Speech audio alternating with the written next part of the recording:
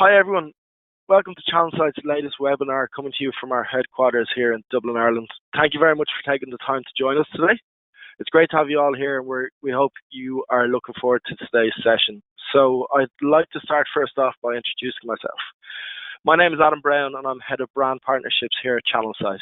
Basically, I work with brands here on a daily basis to ensure that their e-commerce strategies are optimized towards both driving conversions and capturing as much of this booming market as possible, because the online market really is booming at present.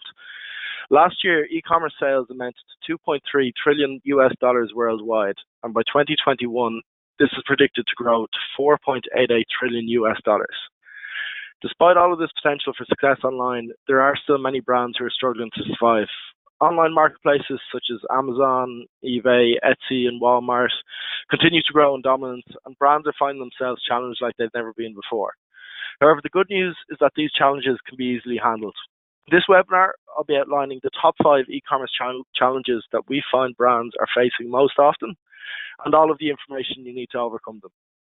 I'll also take you through a quick demo of Challenge Site's Where to Buy technology and show you how this simple yet highly effective solution can take your brand's digital strategy to the next level.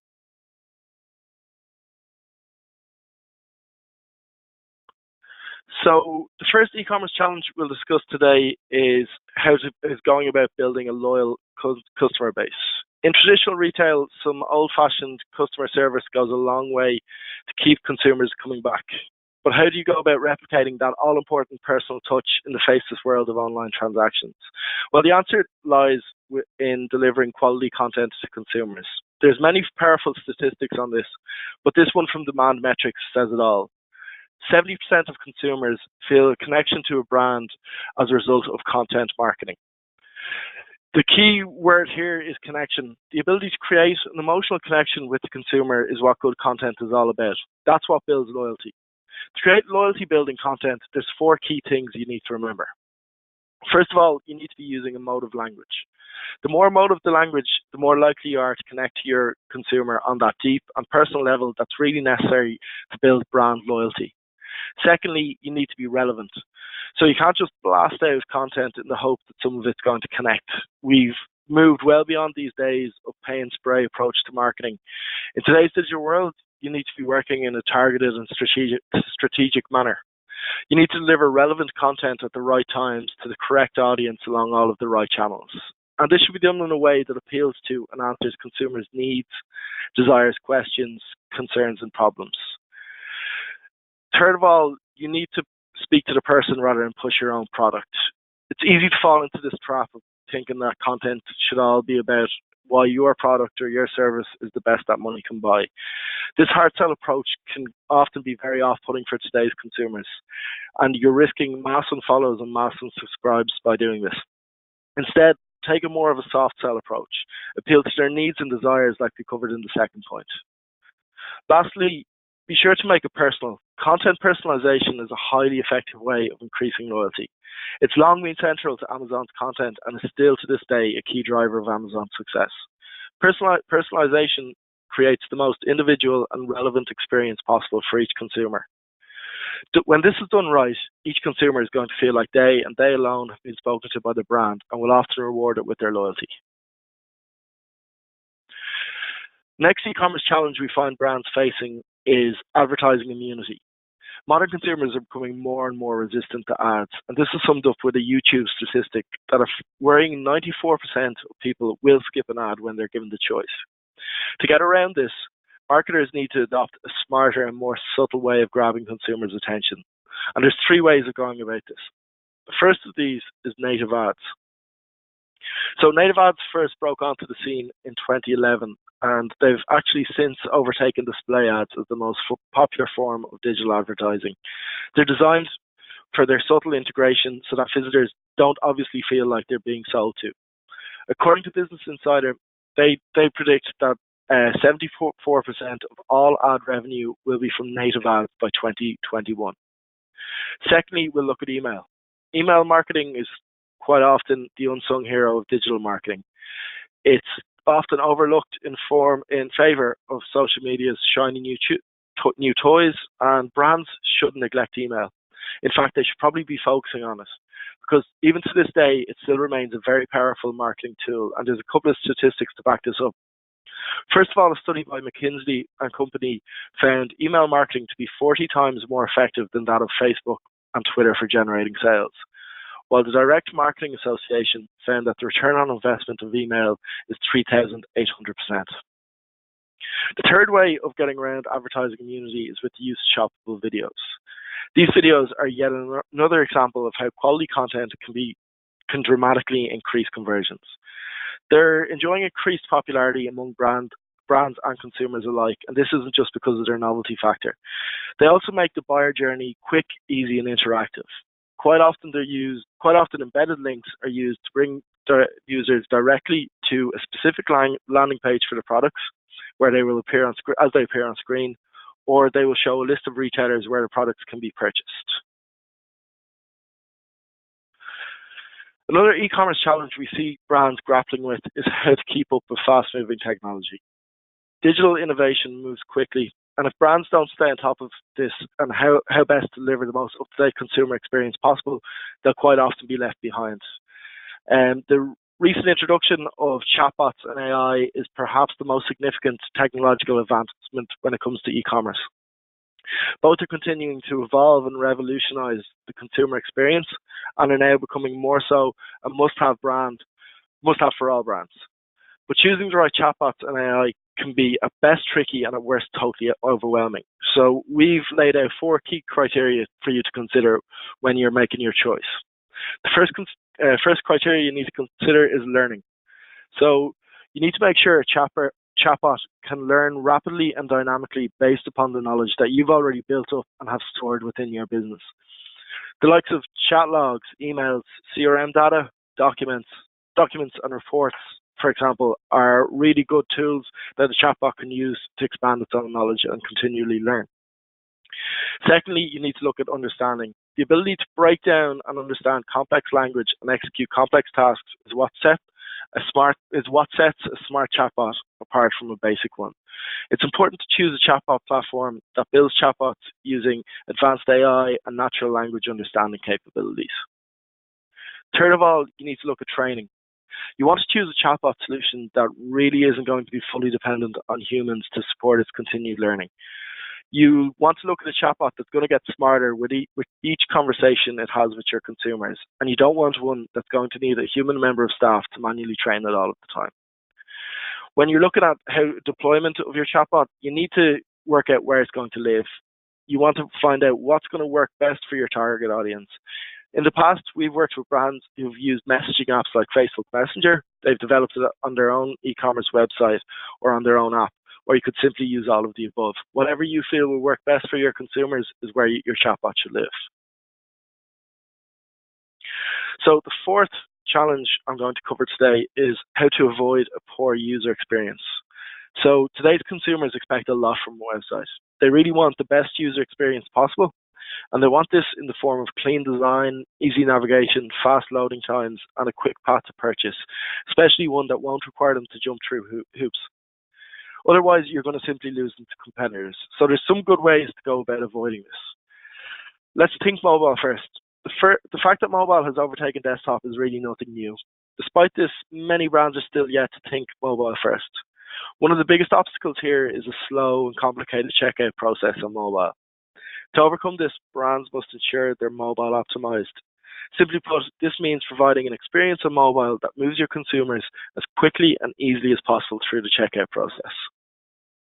There are a few ways you can go about doing this. You can use compressed images for faster loading, easier navigation, checkboxes, lists, and scroll menus for data entry, allow users to complete purchases as a guest rather than having to register an account, and accept payments through digital wallets such as PayPal. You can also look at improving page speed, because every second counts with regard to load times.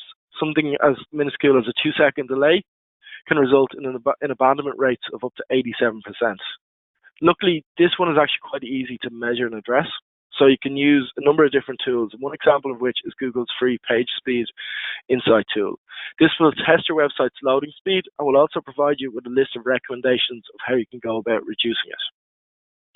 Third, let's look at white space. According to Crazy Egg, white space around text, titles, and images increases user attention by 20%, and it does so by highlighting content and making it more legible for the user.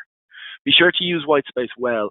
It can be a really simple and effective way of creating a better user experience on your website. Next up, we'll look at headings and page titles. So headings guide visitors through your site and will help them to navigate to the most relevant pages for their needs. Therefore, all headings and web page titles should probably be based around keywords that your target audience would use when typically searching in a search engine for your products or services. Finally, look at keeping it consistent. Make sure that everything on your website has the same look and feel about it, and that everything from fonts to button styles all remain the same. Dramatic changes across different sections of your site can often confuse visitors and can make navigation quite difficult. So moving onwards to the last of the 5 challenges we'll look at is of the e-commerce challenges we'll look at is shopping cart abandonment. So a staggering 75% of online shoppers abandon their cart without completing the transaction. This can happen in spite of you having the slickest and fastest website going, and is often the result of a poor, complicated, time-consuming and inconvenient transaction experience. Consumers really want a quick and easy, convenient path to purchase, and one of the simplest ways of delivering this is with Merch by technology. So let's go and we'll have a quick look at this in action. So first off, I'm going to bring you through 2 live client examples that we're already working with. The first of which is BIC. So BIC's website is very slick and very easy to use and very user-friendly.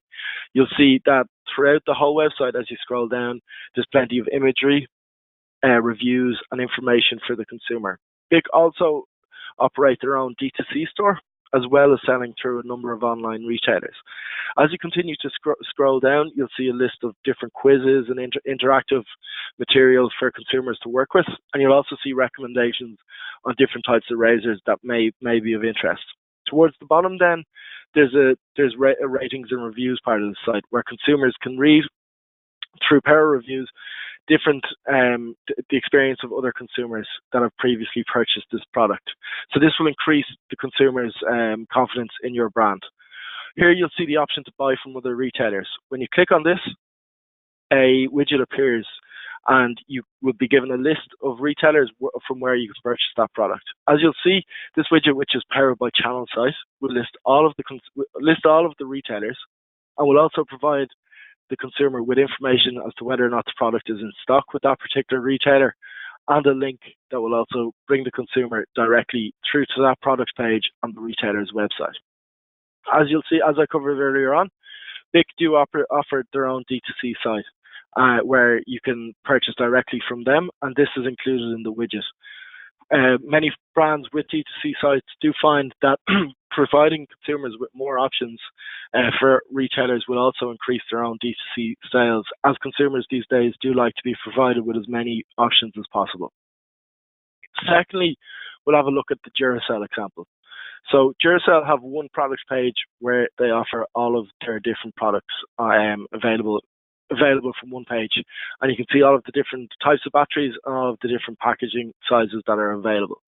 As you scroll through, you'll notice and click the different product size packages, you'll see that the images change to reflect that, and there's also buy now under each of the products. So when you click on one of them, so here for the 12 pack for AA batteries, when you click on buy now, a widget will appear and it will show you a list of online retailers that product is available from. It will again provide you with whether or not that product is in stock or out of stock with that particular retailer. And at the top here, you can continue to move between all of the package sizes. So you can decide if you want to buy a larger pack or a smaller pack. You will, without having to leave this particular widget, you'll be able to see whether that product is in or out of stock. And of course, you'll be provided with a link directly to that product page on the retailer's website. What is worth noting is that how this is displayed on brand websites is totally up to the brand. So you can choose to rank retailers in a specific order of preference. You can have it randomized. Also, in the 2 examples I showed you, with BIC and with Duracell, they've decided not to display price. But in other circumstances and in other instances, brands may choose to display price, and that can also be done. So there's a lot of leeway here, and brands have a lot of say in how the widget or the implementation of buy now technology appears on their website. And it can be done so, coming back to the few tips we're giving, it can be done so to stay in line with the look and feel of how your brand site currently works. So that's kind of the first element of where to buy technology, linking consumers directly through to increase your digital sales. But on top of that, that's only one element of our where to buy technology. Secondly, we have the data that is gathered afterwards and from that consumer journey right through to purchase. So you'll see here, this is our reporting portal. This is powered by Tableau. So basically, after a consumer clicks through from your brand's digital content right through to the retailer site and completes a purchase, that consumer's path to purchase is not only shortened but also tracked, so that we can build up a lot of data on the performance of your brand's digital content and how you're performing in different areas with different retailers. So the performance overview, you see here that you'll have a group of you'll have first of all your leads. So that is the number of times consumers have clicked buy now, and then basket quantities. So that's the number of times that a purchase has been made. Then you'll get your conversion rate. And what's really interesting here and throughout is that you get your total revenue, so the total number of sales that have been generated from all of your digital content, and then brand revenue. So you also get an insight into the sales that you're driving that aren't your own brand sales. On the left, you can go more granular, so you can break it down. If you have a number of different brands, you can look at one brand in particular. You can break it down by countries. You can judge retailers' performances. You can look at your product categories, also your channels. If you're spending a lot of money on display advertising or social media, you can see how that's performing, and devices, so that you get a greater understanding of where it is that your consumers are coming from, what devices they prefer, and so that you can optimize your own digital content as a result of that. Moving onwards to the next part of the reporting portal, there we have performance highlights. So here in top performers, just in this instance, we have retailers. You can change this and you can look at the top performing country, for example, your top performing brands, and a number of other different parameters such as device, channel, product category. So you can look and you can see what countries or what retailers are working best for you, and you can see how your return on investment and your direct spends are resulting in sales. Again, throughout all of this, you get statistics on your conversion rates, your total revenue, your brand revenue, and the number of brand products you've sold. And as always, the date range on this is customizable, but you can also edit it so that it's, say, the last 30 days, 60 days, year to date, whatever it is you might want to look at. So there's a lot of options to drill down through this data and have a good look at it. And again, as is regularly pointed out by our brand performance team, data on its own can sometimes not be all that useful. You want to measure your performance month on month, year on year, quarter on quarter, whatever it might be. So this allows you to compare, say, month on month. You can see how your e-commerce sales have grown within that time, how they've expanded, and how your business is performing, and if you're getting those return on investments, or if you're looking at where you may be struggling, say, in particular markets, and you can discover a little bit more into why it is that this is happening. So that's a little bit of the performance overview. Next of all, we'll look at channels and campaigns. So I know I discussed channels briefly, and so quite often you may find that you're putting a lot of money into display advertising, and you're running multiple campaigns, and you're being told you're getting plenty of clicks and lots of impressions. But it can be quite hard to quantify the actual sales that have been generated as a result of that. So with buy now technology, you're actually tracking that journey right through to sales. So rather than working off clicks and impressions, you're working off something more tangible and probably of more interest to you. And with this, you might see also where your highest converting traffic comes from. So in this example here, in performance by channel, sorry, it's just decided to reload on me there. But in your performance by channel there, you'll see that with the brand site, the highest converting traffic is coming through there, despite the fact it's getting 1,400 leads less than display advertising. So this would allow you to get a better understanding of where you should really be investing your funds and where you should be looking at targeting and trying to convert consumers at what digital touch points you should try and be selling to them most. Again, it gives you the option to look at channel trends. So you can see the difference month on month, year on year, quarter on quarter, whatever it may be, and you can look at the performance. And again, this would be interesting for you when looking at ROIs and how to spend your budget. Next up is campaigns performance. So as I touched on, display advertising and that side of things. So if you're running a number of different marketing campaigns at any one time, obviously you want to see that you're getting a return on investment for that, and you want to be seeing actually how many sales that's driving, and particularly, excuse me, if you're running campaigns to drive sales of a particular product. So this is really interesting here because you can see what your top performing campaigns are, the total number of leads, the conversion rates of those campaigns, and then the top brand sales per campaign again. And as always, as you move throughout the reporting portal here on the left, you can go for a more granular look at the data that you've accrued. Finally, with regards to channels and campaigns, you have your sold products per campaign. This comes back to what I was saying just a moment ago. If you're running a particular campaign to promote a new product or a relaunched product or whatever it might be, you can actually use this this element of the reporting to look at one particular campaign. So if we pick a campaign ID at random, and say campaign 8 you were running for a particular product, you can see what products you've actually sold as a result of that. So it gives you a breakdown of the actual sales that you've generated and the products that you've sold as a result of marketing campaigns. Finally, we'll look for the reporting portal. We'll look at sales insights and a sales insight overview. So again, I recall the head of our brand performance team telling us that if he was an e-commerce manager or whatever it might be within a company, that yes, it's very interesting and very good to see the brand sales that you're generating through your own traffic. But what's probably more interesting and definitely more worrying is the non-brand sales. So you want to see you're generating all this traffic and you want to be able to see what it is that consumers are buying that's not brand products. So if you click here on non-brand, you'll then get a breakdown of what your what the best-selling products are when consumers are coming through your traffic. So if you look here at best-selling products along the bottom, you can see 20 quantities of a competitor or certainly a non-brand product. It may not necessarily be a competitor, it could be a complementary or unrelated product, but 20 quantities of that have been sold when consumers have come through your buy now links.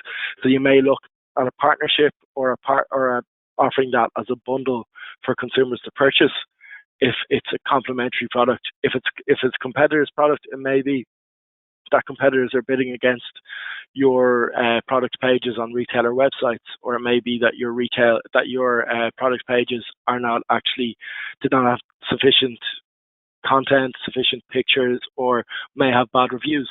So it gives you a much greater idea of what's really going on after a consumer leaves your website and can let you hone in on why you're losing out on own brand sales and what you can do, and smarter insights as to how you can go and target that and look at increasing them and obviously getting the brand numbers up. Here we have the sold products table. So the sold products table will bring you from the SKU landing page. So the buy now button for the product that the consumer has clicked on. I will give you a breakdown of all the products that were sold as a result of a consumer coming through that particular buy now link. So again, this is very powerful when you're looking to ensure that the consumer journey from a particular piece of digital content for one product is actually resulting in sales of that product. Again, you can break this down by categories if you're only interested in a particular category, say summer furniture in springtime, you'd obviously be expecting that to be doing quite well as opposed to winter or autumn time. So, you want to be looking at all these kind of things, and it gives you obviously a higher overlook at your data and, how your performance is going. And then finally, you get your top sold products. So you can see the total revenue that's being generated and the quantities that are being sold. So you get an idea of what your best performing products are, and possibly more worryingly or more interestingly, you may get an idea of the products that aren't selling. And this is again going back to non-brand sales will give you something to work on and something to really target, so that you can get them up to the same level as your best performing products. So that's kind of a very quick run through of our reporting portal. Again, this, as you can see, is very granular and very detailed. And if this is of more interest to you and you'd like to learn a lot more about it, do certainly feel free to make contact with us afterwards, and we can certainly bring you through that in more detail and talk to you a little bit more about your brand and how we can go about tackling that. So that's kind of all there is on the product demonstration side of things. I understand that there's been a couple of questions that have come in throughout the webinar, so I'll answer a few now. So the first one I have here is, we work with many retailers. Some of them can be quite small, and if they're not already set up on your retailer network, does this mean that we cannot use them? Yeah, so as you probably saw from my example there, with Bic and Duracell, who's kind of the largest retailers in the UK and US, we're actually live with hundreds of retailers across over 60 different markets, and that's continuing to grow at pretty much a weekly basis now. So if a retailer isn't already set up, it's actually very straightforward, and in most cases we can do so by just contacting them directly, but that's certainly something we can help you with, and we can tackle that bridge when we come to it. So please don't feel free to reach out to us. The other question we had was around, is it a lot of work for the brand to implement your service? So implementation typically takes in the region of 6 to 8 weeks, and this is handled primarily by channel site. We would traditionally ask for a product catalog from you with different pieces of information, and that would then be handled by our implementations team. Throughout this process, you're assigned a key account manager who's your daily point of contact throughout this service, and they can support you along with the implementations team to ensure that implementation runs as smoothly as possible. And the final question I'll come to is that we are a brand primarily based in the US, and we're looking to expand into Europe, particularly Eastern Europe. What kind of experience have you dealing with our own market and these markets, as I know you're an Irish company? So as I touched on there briefly, we're live in over 60 markets. The US and Western Europe probably being two of our larger ones, and we're constantly expanding within Eastern Europe due to a number of large deals that we've signed recently. This isn't a problem to move into new markets. Obviously, it may take a small bit longer on the implementation side of things as we get set up with retailers, but generally it's not much issue, and it's something that we could do, and it's something that is really done with minimum disruption to the brand and with minimum time required from you or any assistance from you. So there are the three questions, the only three questions we managed to get through to today. If you've asked any more and I didn't cover them, please be rest assured that we do have them on record, and we'll get back to you very shortly around that. So thank you all again for taking the time to join us today. I do hope you found it valuable. If there's anything else that you'd like to learn about or anything you're interested in, please don't hesitate to contact me. You'll see that my email is shown on screen. The webinar slides and this recording will be shared with you via email later on today, so you can watch it back if there's anything that you want to look at again. But for the meantime, thank you very much for your time. It's much appreciated, and I hope you have a good day.